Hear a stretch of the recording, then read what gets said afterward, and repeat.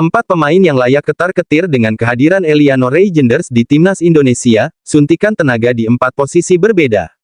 Tinggal sejurus lagi, Eliano Reijenders akan segera memperkuat timnas Indonesia. Diharapkan, pemain serba bisa itu sudah bisa dimainkan saat lawan Bahrain dan China dalam laga kualifikasi Piala Dunia 2026 zona Asia pada Oktober tahun 2024.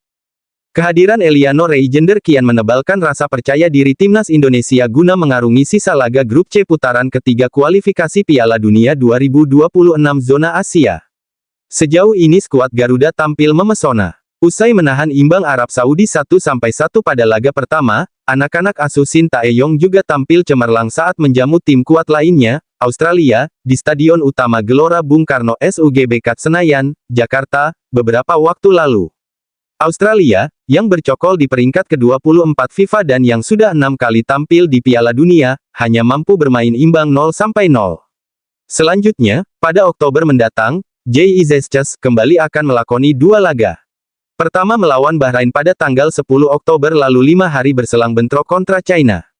Kans Indonesia untuk meraih hasil positif kembali terbuka lebar, menyusul kedatangan Eliano Reijenders. Ketum PSSI, Erick Thohir, menyatakan pihaknya terus mengebut semua administrasi terkait perpindahan warga negara Eliano Reijenders serta calon pemain naturalisasi lainnya, Miss Hilgers. Tinggal diproses di DPR, biar tanggal 10 dan tanggal 15 Oktober mereka bisa memperkuat Indonesia melawan Bahrain dan China, kata Erick Thohir. Eliano Reijenders, 23 tahun, saat ini masih bermain untuk klub masa kecilnya, PEC Zwolle, Belanda. Ia naik pangkat ke tim senior pada 2018 dan dari 2022 sampai 2023 sempat dipinjamkan kepada Jong Utrecht. Sejauh ini, adik bintang timnas Belanda dan AC Milan, Tijani Reijenders, itu sudah bertarung dalam 93 laga di semua ajang kompetisi bersama PEC Zwolle dengan torehan 6 gol dan 7 assist. Hanya saja, kedatangan Eliano Reijenders pastinya tak membuat semua pemain merasa happy. Dengan kata lain, sejumlah pemain bakal tak lagi jadi starter atau bergeser ke bangku cadangan. Tak jauh beda dengan kehadiran Maarten Paes di bawah Mistar, Hernando Ari yang selama ini menjadi kiper pilihan utama terpaksa harus menepi. Di dalam sepak bola hal-hal seperti itu sudah biasa. Nah, sekarang mari kita ulas tipis-tipis siapa-siapa saja yang ketar-ketir dengan kehadiran Eliano Reijenders di timnas Indonesia. Ivar Jenner. Tidak ada yang berani membantah, Ivar Jenner merupakan sosok penting di balik kebangkitan timnas Indonesia. Gelandang berusia 20 tahun ini tampil gemilang dalam beberapa laga sehingga kehadirannya menjadi suatu keharusan bagi pelatih Shin Tae-yong. Namun, kedatangan Eliano Reijenders membuat posisi Ivar Jenner terancam. Soalnya, di lini tengah, STY butuh tipikal gelandang serang level atas dan Eliano Reijenders dianggap solusi yang tepat. Saat bentrok kontra Australia, terlihat Ivar Jenner beberapa kali kalah berduel melawan gelandang-gelandang Socherus. Pemain Utrecht itu juga terlihat kesulitan mendistribusikan bola kepada pemain depan karena kalah cepat. Ivar Jenner ditarik keluar pada menit ke-70. Ia digantikan Tom Haye. Banyak yang menyayangkan keputusan STY, mengingat Tom Haye selama ini berperan sebagai pengatur serangan. Ia juga kuat bertahan. Nah, besar kemungkinan, melawan Bahrain dan China, Shin Tae-yong kemungkinan besar memainkan 2 playmaker, Eliano Reijenders dan Tom Haye. Sandy Walsh. Tak hanya macan di lini tengah, Eliano Reijenders juga buas di sektor sayap, baik kiri maupun kanan. Pergerakannya yang lincah, dengan daya jelajah yang sangat mengagumkan, Eliano Reijenders mampu turun dan naik tanpa kelelahan. Skill di atas rata-rata, kuat menahan bola, dan dribble yang luar biasa membuat Eliano Reijenders dapat dengan mudah menciptakan teror dan horor di jantung pertahanan lawan. Jika Shin Tae-yong menempatkan Eliano Reijenders di posisi sayap kanan dalam formasi 3-2-4-1, maka Sandy Walsh bakal terdepak dari starting si timnas Indonesia. Duet Eliano Reijenders dan Kelvin Verdong di sisi kanan pastinya membuat serangan skuad Garuda lebih mematikan, terlebih saat melakukan serangan balik. Marcelino Ferdinand. Shin Tae-yong kerap mengeluhkan lini serang timnas Indonesia. Nahoda asal Korea Selatan ini belum menemukan striker murni yang ia inginkan. Namun, STY setidaknya sudah sedikit lebih lega karena Eliano Reijenders bisa digeser ke depan sebagai trisula dalam formasi 4-3-3.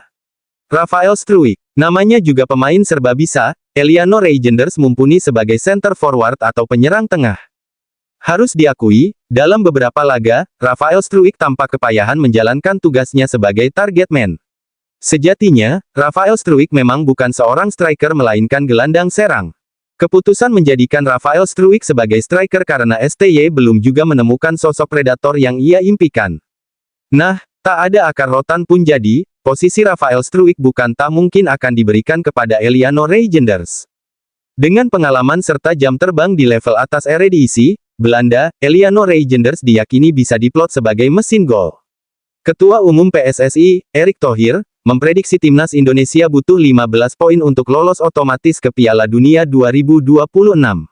Hal itu ia ungkapkan saat Erick Thohir memberi semangat kepada JIZ dan kawan-kawan kelar laga timnas Indonesia vs Australia, Selasa tanggal 10 September tahun 2024 malam WIB. Kalau kita ingin lolos kualifikasi Piala Dunia, mungkin kita bisa di peringkat kedua, kita membutuhkan 15 poin, kata Erick Thohir. Erick Thohir tentu tak sembarangan mengeluarkan kata 15 poin. Mantan Presiden Inter Milan itu sudah memiliki perhitungan tersendiri. Ketika memastikan lolos ke Piala Dunia 2018, timnas Korea Selatan yang finish di posisi runner-up grup B, mengoleksi 15 angka. Koleksi 15 angka disabet timnas Korea Selatan dengan rincian 4 menang, 3 imbang dan 3 kalah.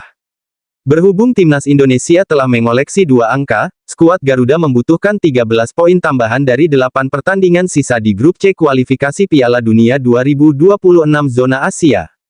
Ketum PSSI, Erick Thohir telah menyampaikan bahwa Mads Hilgers dan Eliano Reijnders akan disiapkan untuk timnas Indonesia di pertandingan selanjutnya pada kualifikasi Piala Dunia 2026. Proses kedua pemain telah memasuki tahap akhir. Menpora dan Mensesnek telah tanda tangan. Hari ini, Presiden Jokowi juga akan tanda tangan. Sekarang tinggal menunggu proses di DPR agar Oktober nanti kedua pemain ini bisa ikut melawan China dan Bahrain. Kami telah menganalisis lawan-lawan kami di grup. Akan sulit untuk meraih poin dalam 3 pertandingan pertama melawan tim-tim kuat. Kami akan berusaha sebaik mungkin untuk meraih hasil yang baik, ucap Ivankovic.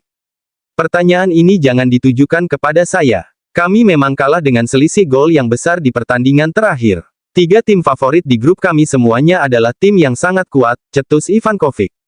Tujuan kami di grup adalah menjadi 4 besar, dan masuk babak playoff. Kami sedang berusaha keras untuk mencapai tujuan tersebut.